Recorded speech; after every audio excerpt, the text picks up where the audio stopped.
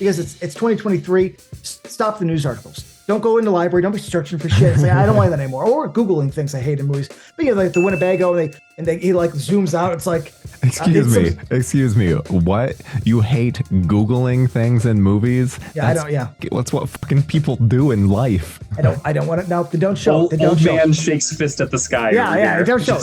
Those woods belong to something else.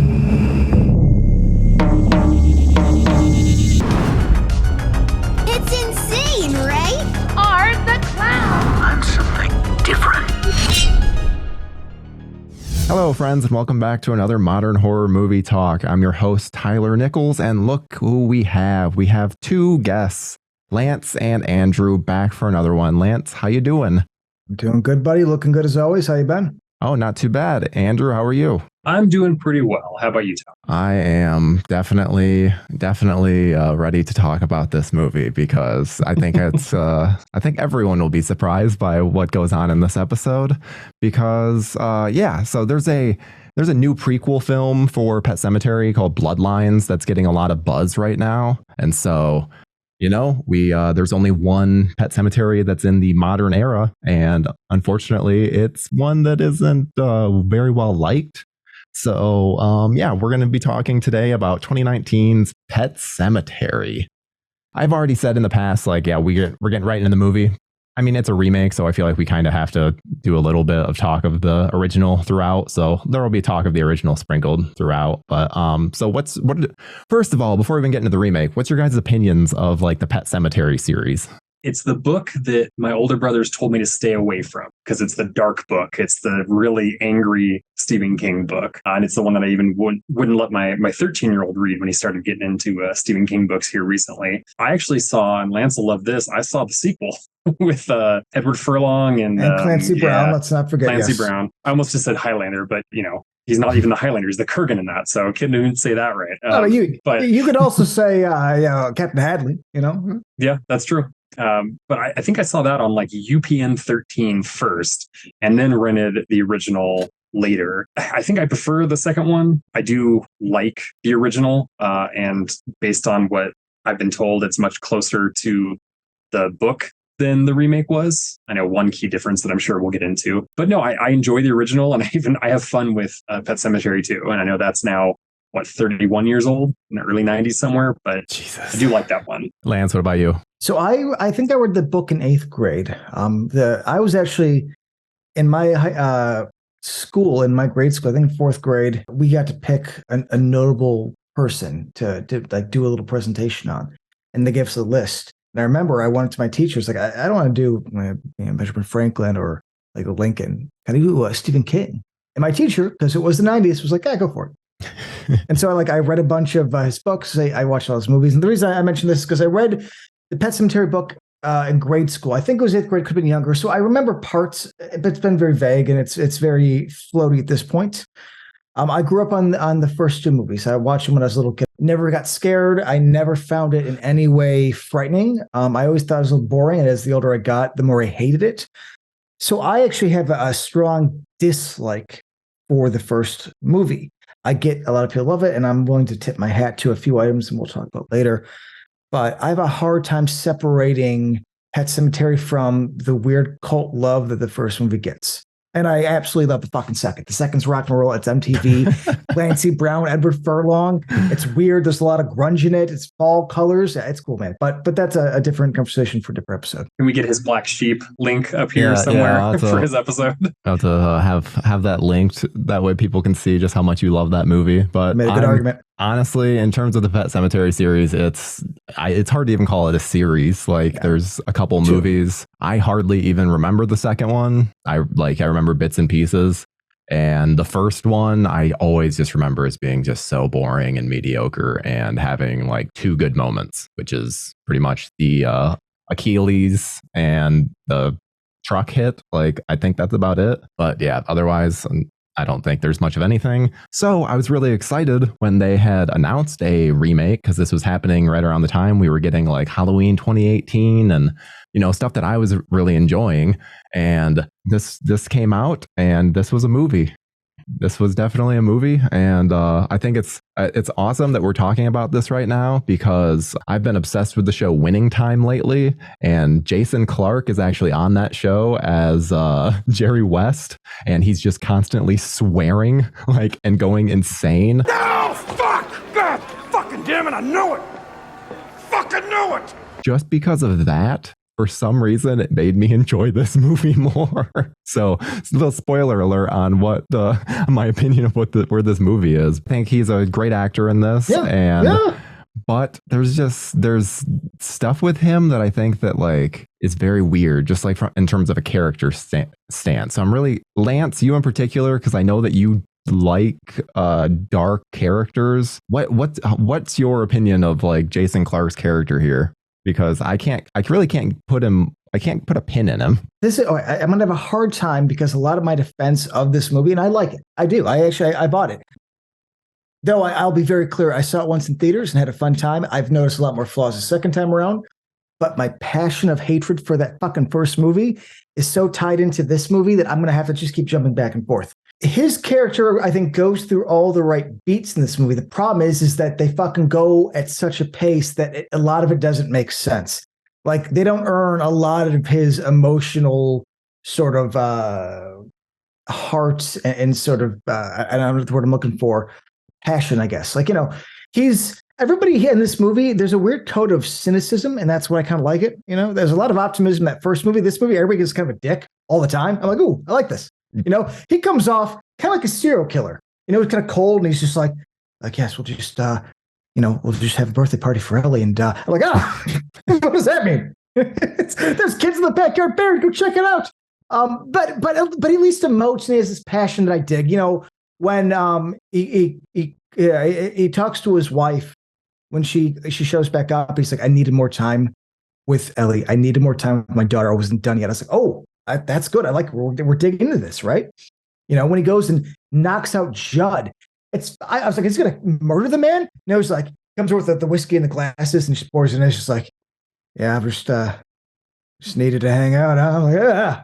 So he plays it with I think a darkness that might be actually comical because it's a little over the top, but I kind of dig it. But you are right. I think the problem with this character is he hits everything he needs to, but in a 90-minute movie, nothing is earned. This exact story would have worked out in a 3-part miniseries.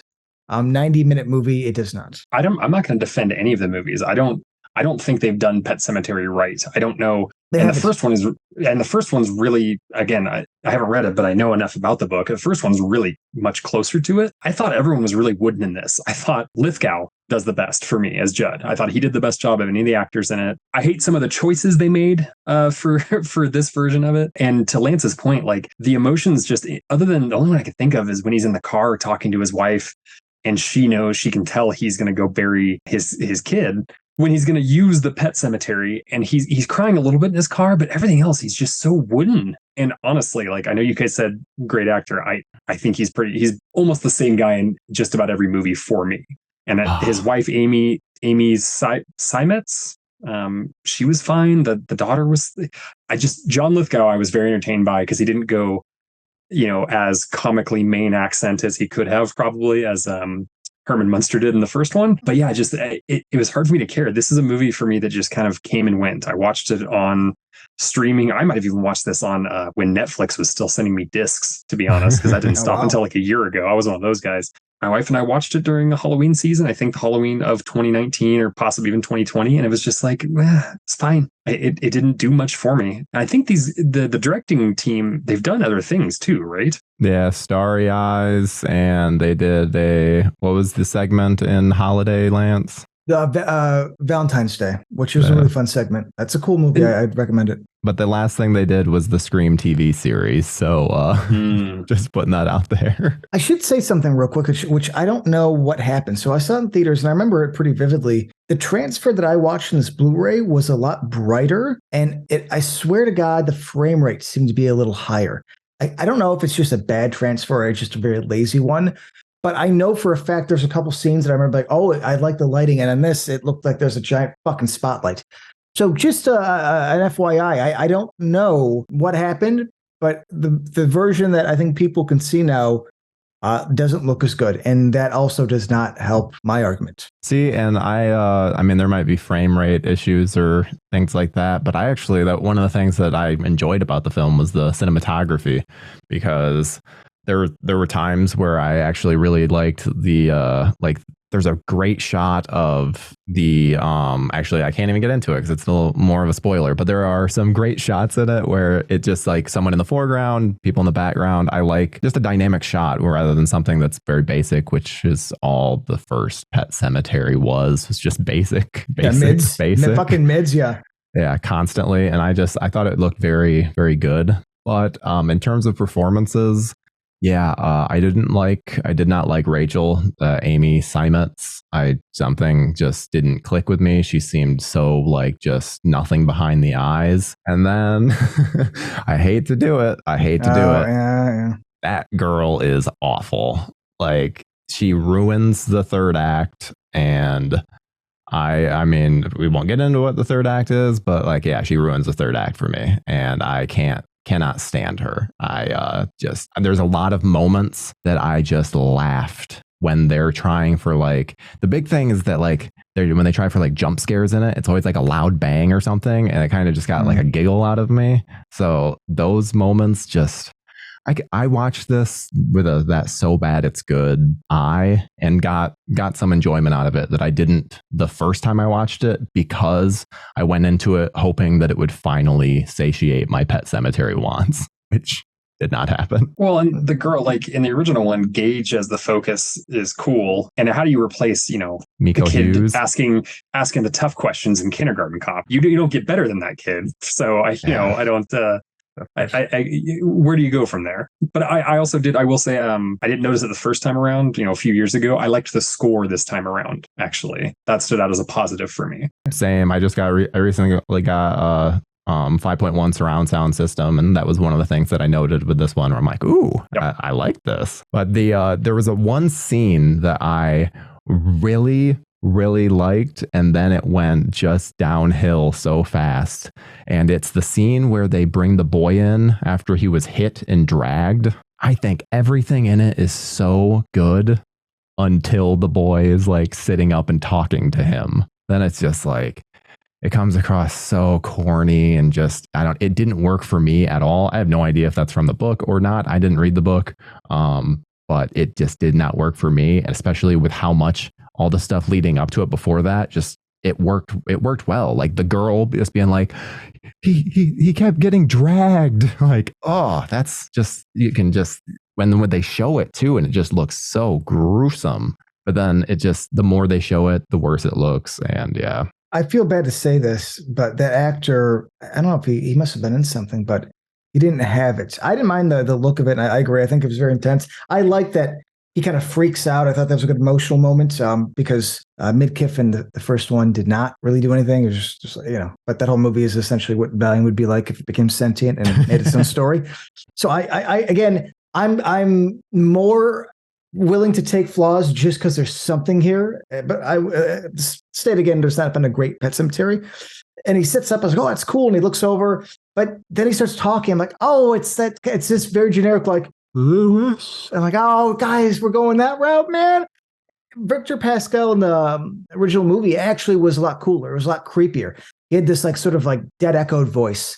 The one they use here just seems like an audition effect you had on. It's like, but I didn't mind the look as much as you, but I will say that character at moments worked, but when he started talking, I was like, that's kind of generic. Like when he's haunting Gage, I don't know, is that a spoiler? I mean, in the book and the movie, there's always the ghost that haunts. I like that a lot more. What our spoiler point is, like what the cutoff is for the spoiler point. Well, okay.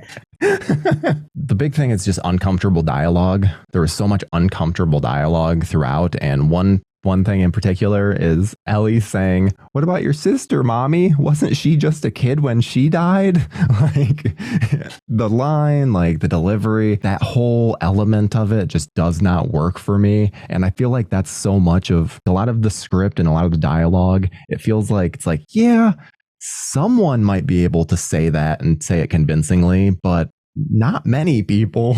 But yeah, that's one of my major things. But yeah. So I will say this. Ellie, when she's not speaking as much, works for me. But the fact that they gave that child that much dialogue is not the best idea. There's very few kids. Like, if you dressed Haley Joel Osment in a dress, he could pull these lines off. I'd be down for that. But that's very tough to do. And it's like they gave her the most lines. And I will completely agree. My whole thing is like, man, there are moments in between those lines where I like the kid a lot, but they put a lot on her shoulders, and and I'm going to fully agree and say it does not work. I'm going to fight you on moments a little bit later once we're going to spoilers, but it's not going to be a lot. It's going to be little slivers in between moments. But yeah. So obviously there's the massive change in this that they kill off Ellie. They do this whole switcheroo with Gage that seems like he's going to get hit by the truck and he gets saved, and then Ellie gets kind of hilariously hit by a like, what is the tanker comes off and like slides along like friction does not exist, and somehow she's perfectly preserved when he digs her up. Like her body looks perfect. I'm going to fight you in this. It's a criticism of the CGI, not the concept. It just I'm going to fight you real quick. You both are correct, but this is the exact same problem the first one, where the fucking truck hits a child the size of my hand, and he got a little scar right here. like this would have been better if, as the tanker truck slid, we saw a giant trail of blood. I was like, oh, that'd been cool, but they didn't do it. Or if they never showed the girl and they just showed just blood and grass, then we're cool. But they did. They show her full body and she's hanging out. Same with Gage when he hugs the little boy in the casket, where I'm like, kids explode. People explode. Why are these kids not exploding? You wanted that Bride of Chucky. Yeah, like in Warzone, Punisher Warzone, Jigsaw is all he looks like a monster. Like, I want that. That would make more sense here. It's a child. If Joe Lance. Begos made this movie, it'd be pretty gory. Probably he would show all the blood you splatter. have to show it, but there's one scene that at least I appreciate them showing when he's like combing his daughter's hair and you see all the staples holding her head together. I'm like, oh, this is acknowledging that like it's put together. Where in the first one, it's just a teeny scar and he's like dancing in his little fucking 1920s outfit. I'm like, guys. But yes, she should have been destroyed, and it was goofy how they did it, and they didn't even try to hide it and look like she was damaged. It was like she just got like knocked down. Yeah. Like she in the 80s where people like would hit their heads and die, like TV shows. It's like that kind of shit. She like bumped her head and died. That's what happened. And in like I think the build up to a point is really good, where it almost like builds off your own expectations from the original. Yes. But at a certain point, it almost feels like they take the wind out of the sails too early, where you can almost like see they show their hand too early, where like the tension almost breaks, where it just isn't as impactful as, I mean, the first film. I've said many times I think the first film is really boring, but that moment I think hits hard. No pun intended. I never did. I thought it was goofy with the little shoe. I've always thought it was fun. I don't know. I never found that serious. I don't have any kids. So even as a child, I was dark. So I'm going to fight you on that. But everybody agrees with you, so that's fair. I'm going to leave it at that. Yeah, I'm a parent. We all know that, right? I have 3 kids, and I find stuff much scarier now that involves children and child harm and stuff. And I think when he has to kill Gage in the original, he's using the syringes and stuff. It's more heartbreaking than when he's fighting his daughter in the graveyard. It was trying to do what The Omen did, where Gregory Peck is like holding the knives above his son and he like can't do it, but like it didn't earn it. It wasn't as good as that. And I thought Gage as the kid was better as a sinister, entity. I also thought that this movie went way too far into the Wendigo. I think it's obviously like, it's a burial ground. It's got bad juju, evil spirits, but this went too explanatory into it. You don't have to tell us everything that's going on. I actually agree with you, because I have a negative and a positive. I agree, but what this one did something that I actually enjoyed that the first one didn't, is they basically they said Judd says it feeds into your grief, gets into your mind. It's been so long since I felt the lightness in my heart. So at least they gave a reason why this fucking guy who knows his dog had evil would bury the cat. And in the first movie, it just seems like, Judd goes around like, you don't want to go up there, bear be on that road. And he's like, oh, your cat's dead, let's go. Grab the shovel, make a fucking trip out of it. So, and they said like it pulls you. Like, I like that explanation. Because I'm like, why are people doing dumb shit? But I agree. When we're getting news articles, I fucking hate news articles in movies, especially in this day and age, because it's 2023. Stop the news articles. Don't go in the library. Don't be searching for shit. Say, I don't like that anymore. Or Googling things I hate in movies. But yeah, like the Winnebago, and he like zooms out. It's like, Excuse me. What? You hate Googling things in movies? Yeah, I don't. Yeah, That's what fucking people do in life. I don't want it. No, they don't show. Old man shakes fist at the sky. Yeah, don't show. Well, just because it's the same thing as news articles. It's just like they're gonna find. It's like Evil Dead, Barry's kid comes back, and it's like, oh, that's a convenient little article. Because when I'm looking for like a name of a movie, and I have all the information but the name, I can't find it. But you could find the burial ground where the guy got killed in Derry in 1948. And I don't know. But I'm saying that like I like the explanation of it draws you and it gets in your mind. And it might have been inferred in the first one, but I actually want you to say that because you're making dumb decisions. But then he starts talking about the Winnebago and the monster and there's Wendigo? Or is it Wendigo? Wendigo. We said I think he said Wendigo in the movie. I don't know, whatever. The monster thing that's supposed to be a part of it. Like that, yes. I know it's in the book, but that's a good example of, but unless you're going to like really go that far, all you're doing is like, so wait, is a monster digging up the people? Is a monster like, what does he control the ground? Like, just leave it as a fucking burial ground. An ancient burial ground that people who are wiser than us knew to get the fuck out. That's so I agree with you, but I do want to say that I like the idea that I'm explaining why people keep going back there. Besides, I'm sad. It's like I've been said before too. I'm not digging up bodies and fucking dragging them through the woods. You know, sorry. This is such a difference from the Evil Dead episode where you're like, yeah, I would read a book that would. I will read. I've read books. I've tried to summon demons and devils. I've sliced my hand open to make pentagrams and put salt. Nothing's happened. But if you're asking me to go like on an 8-mile hike to bury something, then I will not do that. That's why nothing's happened, because you won't go the distance. You're right. I won't. I'm an old man now, You only ever want to make bad decisions if it's convenient for you. How next? Listen, I'm saying that I'm willing to do dumb things, but it has to come to me. So I will not be burying my dad beyond the Pet Cemetery. That's what I'm saying. Well, is there a closer Pet Cemetery, guys? Yeah, exactly. Do we have to go that far? Yeah. Like when there's that, like the whole thing with the branches that they made to keep people out. I'm like, well, that would have worked.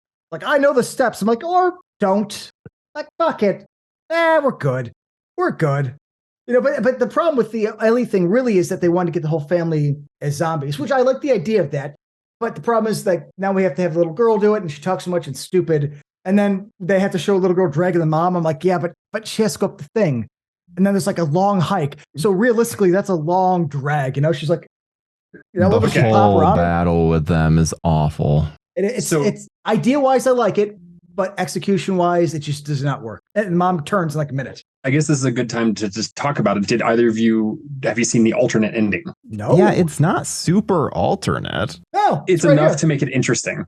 What is it? I have not watched that. So instead of killing, it's Ellie, right? Is the daughter's name? Yes. Instead of killing Ellie, they agree together to bury the mom because he's so sad he still wants his family. Then the zombie mom and daughter and the very much alive Lewis go back and get the kid out of the car, and it just ends with him like just looking shattered and broken because he's probably afraid for his alive kid, but he still wants his wife and daughter with him. I don't know if I like it, but it's different and an interesting one to how he plays with grief. Half of it works, the other half doesn't. That's my opinion. Yes, but yeah, the fight's bad, and when it looks like he's going to win, like I said, all I could think of was that awesome scene at the end of The Omen, and then it could just the whole thing. It doesn't end well. Also, what do you guys feel about like the beginning where it shows you the end and then it gets back to that? I don't care for that trope very much. I don't mind that because I don't know. I guess the thing. Let's be honest.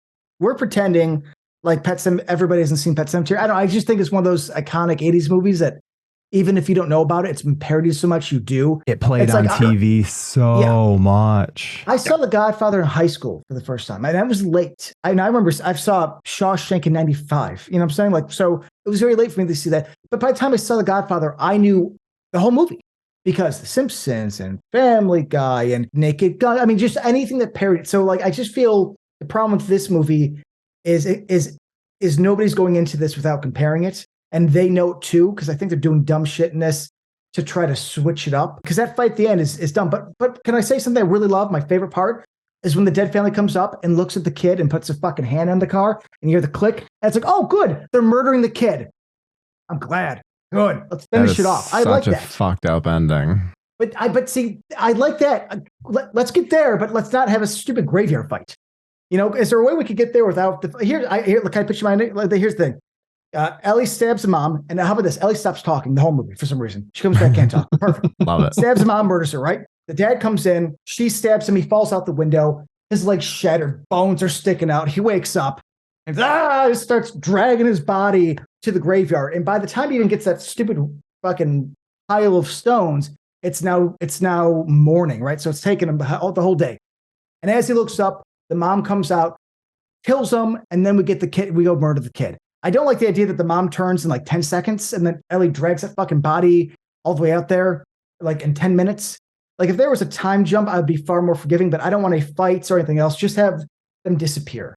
Let's have a graveyard fight. They'll quickly say, guys, I love that they were like looked at graveyard footage and said, can we go like 1991, like Sven Gulli graveyard, low fog, like, woo, you hear the bats in the background, shit. Like it's so cheesy, but I love it. That's the kind of so bad it's good stuff. The kind of so bad it's good stuff is the fact that the mom, when she lets Gage down out the window, she knows Ellie's behind her and is coming after her.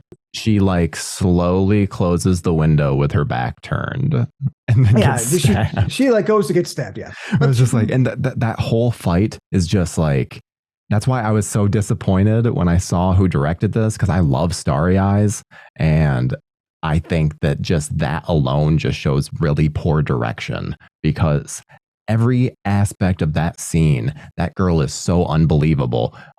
Andrew, you've brought up The Omen several times, and The Omen is so terrifying with like that kid. That kid is what, 5 years old? And I would be terrified. I don't want to be in a room with him. Like no. He legitimately seems like he could kill me. Ellie seems like an actor who is playing a role and doesn't want to hurt anyone. Like that's what all I see with every movement, there's nothing behind it. Does not work. Yeah. I don't like that I'm bashing the girl so much. It's just the character doesn't work. It's not her fault. It's the director's. It's the director's fault and some of the writing.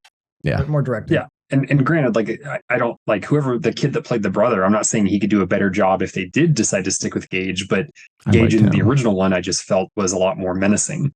They also used him a lot less, and that was smart because he would have been a lot goofier in that stupid little outfit if we had more than 5 minutes of him. Yes. Yeah, he wasn't menacing like the first one. I thought he was more like the sweet child that then by the time, like when he dies, or not dies, but by the time that ending, that's why I was like, aw, like the night, like all the other ones I'm not a fan of. This kid actually just seems like a good kid. I like the ending.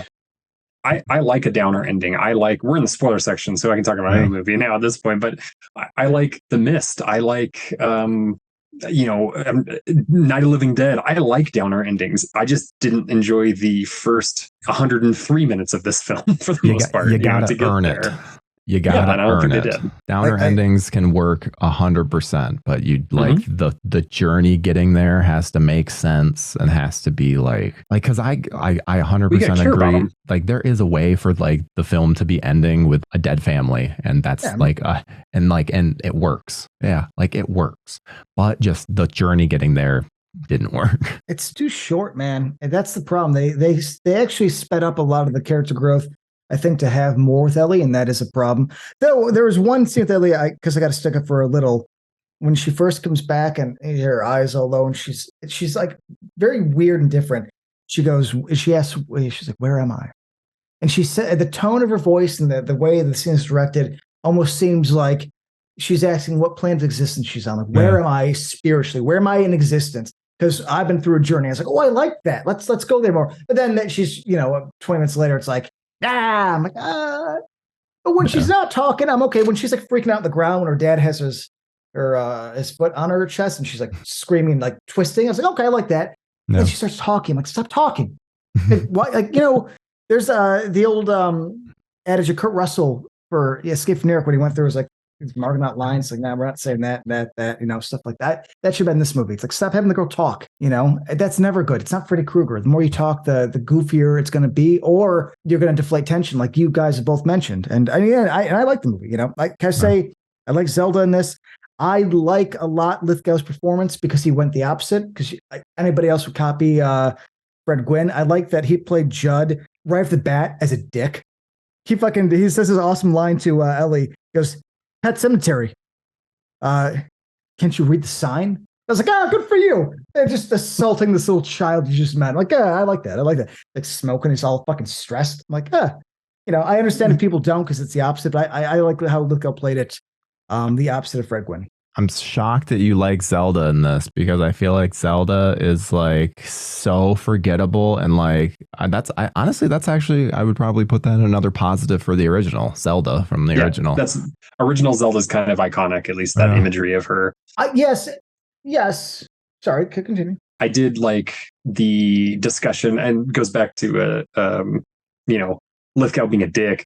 After everything goes wrong, he's like, well, yeah, I guess it did happen when when that one guy brought his son Tommy back after he died in the war, and then he kind of went crazy and we had to kill him and he burned the house down. But I like the idea of that. Like, it reminded me of you ever seen Death Dream from '74? It's Tom Savini's first makeup gig. It was a Bob Clark movie. A kid dies in Vietnam and the army tells his parents, and then he shows up at their door and he slowly is decaying over time. And he starts kind of killing people in the town. He kills the doctor when he finds out. It's a cool movie, but I wonder if Stephen King really liked that and then incorporated that into Pet Sematary when he wrote it. But I did like the discussion about that. Do they play the song by Jimmy Cliff in that movie by chance? I don't remember. No, it's a missing video. I enjoy that aspect of it. That this has been around a while and it hasn't gone well for people. No, and it draws you in. I like that. It kind of gets you in. I think that's it for my final thoughts on it. There's a couple pieces here and there that I like, but I'll never watch it again. I will say this about Zelda real quick. That's what I realized. I don't think I'll ever watch this again. I liked Zelda in the first is very iconic. I think it's because it was played by a dude and there's a lot of wide angle lenses or stylized, everything stylized in the movie. So I will agree. But I like that this kept coming back to her the whole movie, where I felt like they tried to make it a bigger part of Rachel's part in this. Like when she's talking to her husband, Lewis, and about the cat, and it just kind of cuts to it. And then there's a cool jump scare where she opens the medicine cabinet and the fucking body falls. So I'm like, I just thought they went a little farther. Though I would agree the practical look of the original is cool, and I like that the weird fisheye lens. But I think they tried to do it in a way that wasn't copying it, and I'm impressed by anything that's not just trying to copy the original, being that's iconic. I'll finish and say this. I like this movie. I might not have bought it now that I've seen it twice, but I don't hate it. And because I hate the first one so much, I think I'm going to be that guy that's just going to automatically defend this because I keep hearing how fucking great the first one is, and it's boring. If Ambien was a director and went through school and worked his way through the fucking the ladder of filmmaking and then wrote a script, it'd be Pet Sematary. It's close to the book, it is, but that means nothing. That means nothing. As somebody who actually enjoys this really schlocky The Shining miniseries, that's close to the book as well. So I always want to throw that out. Like, that is never a great fucking argument of like, well, it's not that you guys are making it, but I want to put that on the internet because people are like, that's close to the book. It's like, okay, let's talk about how The Shining is better than Kubrick, right? Close to the book. So either way, I like it, but in the end of the day, Pet Sematary has not been done well enough because I think it takes a lot. Pet Sematary is a drama. That's all it is. It's a horror movie in the end, but really, I own the book, and if I'm correct, the first 180 pages, it's just a drama stuff. It's just, I'm from Chicago, coming to Maine, yada yada yada. It's all about Pet Sematary 2. That's all this is about. Like, just go watch this and see Clancy Brown steal the show. What's your rating for the remake? And realistically, it's probably 6. Okay. Like, there's parts that I would say 7 because I had a good time. The ending's a cool 7 parts. Again, I liked it in theaters a little more than I liked it now, but I have a hard time separating this from the original. And so I think those two will always be intertwined. I can't view this as its own. So I'd say it's a high 6, but the first one is a 4. So, Andrew, what about you? Well, for the record, my kind of black sheep remake, I'm not by any means saying it's better than the original one. I actually kind of like the Child's Play remake with Aubrey Plaza in a similar sense that Lance likes this one. Just it did something a little bit different and went a more modern way. Anyway, for this is a 4. It will never be more than a 4 for me. If my mini-me son wants to watch every horror movie ever made like his dad, then I'll watch it again maybe with him, but that's about it. What's the original to you? Oh yeah, good point. Let's get all on the internet, guys. All out right now. It is slow. It's probably like a high 5. Okay, well, mine would be because shockingly this time, I think it's because I watched it with like the lens of knowing that Lance digs this movie. So then I was just like laughing at a lot of stuff because I'd be like this cynical asshole because there'd just be some dark shit. I'd be like, yep, of course, Lance like that. Of course. The heart wants what the heart wants. So I got some entertainment out of that, but I'm telling you, like, the final 30 minutes made me so mad. Like I was getting so mad. So but even still, it balances out. It's very forgettable. It's a 5 out of 10. Super right down the middle. I can't I can't think of anything that would really sway me either way. And then the original, I would put it a 4. I potentially lower, but it's been so long since I've seen it. This is just going off of, my opinion from 10 years ago. So I don't want to go lower than a 4 just in case I actually watch it and I'm like, oh, you know what? This is actually really good.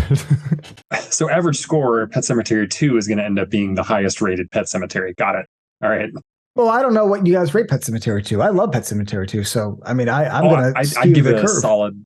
I'd give it a solid 6 or 7. So even if Tyler gave it like a 2, I think with your either 10 out of 10 or 9.